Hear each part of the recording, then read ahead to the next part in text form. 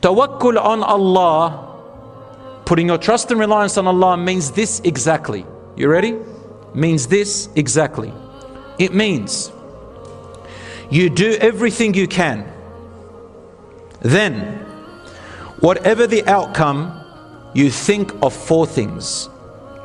4 things that will keep you going, inshallah.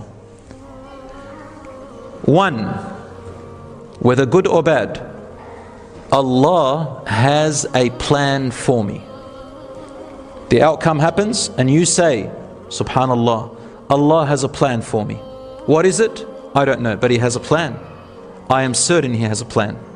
Number 2, if it's a suffering that happened to you, say 100% good is going to come out of this suffering. 100%. Good is going to come out of this suffering I'm going through, and it will. Or number 3, this suffering is a test for me. I know this is a test from Allah. It's possibly a test for my hereafter, and a test of knowing myself. I will pass it and I will not let it overcome me. You know that test one and this suffering and all that? The shaitan will come to you right at the point of your lowest point. They will come to you right at the point where the outcome happens. Sometimes you might think, oh, I expected more of an outcome. It didn't happen that way. The shaitan comes to you and says, I've got him. I've got him and her. I'm going to start whispering right now. What do they whisper? You missed out on this, man. You could have done that. You're a failure. You had this opportunity. Your friend does it. You missed out. What are you doing? You're a failure. I told you you're a failure. You would have been whispering like that. Or if you failed, says, I told you you're not good.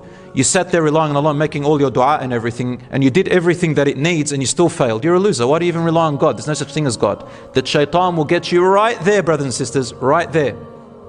Sometimes the shaitan will come to you and say, pray more, pray more. Pray more, pray more, pray more, pray more. And as soon as you think you failed in something, say, see, I told you. You prayed all those prayers, all these sheikhs are telling you something, you failed still. Leave prayer. Right there is where the shaitan uses vulnerability. But guess what, brothers and sisters? The shaitan has no power over you.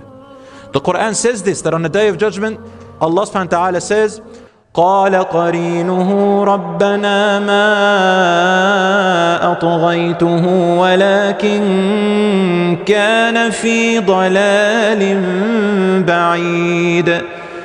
His own or her own shaitan that is born within, the qareen, will say on the day of judgment, oh my Lord, I did not make them go astray, but he or she was too far. They already thought bad about themselves. They were too far away. They were diving way far away. I just whispered and they listened. In another verse, the shaitan says, Iblis himself stands in hellfire and makes a khutbah, a sermon, and says to everybody in hellfire, hey everyone, let's make a deal right now. I know you're all going to blame me. Let's just agree. I don't blame you. You don't blame me. Every man to himself. I just called you and you listened. So don't hold anything against me, man. I had no power over you. Wallahi, the shaitan will say that. So you have power over yourself, brothers and sisters. So the 4 things are, something happens after you tried your best. Think, Allah has a plan for me. Number 2, good is going to come out of this suffering. Number 3, this is also a test for my hereafter. I will pass. Number 4, it is a learning opportunity from the mistakes and decisions that I made.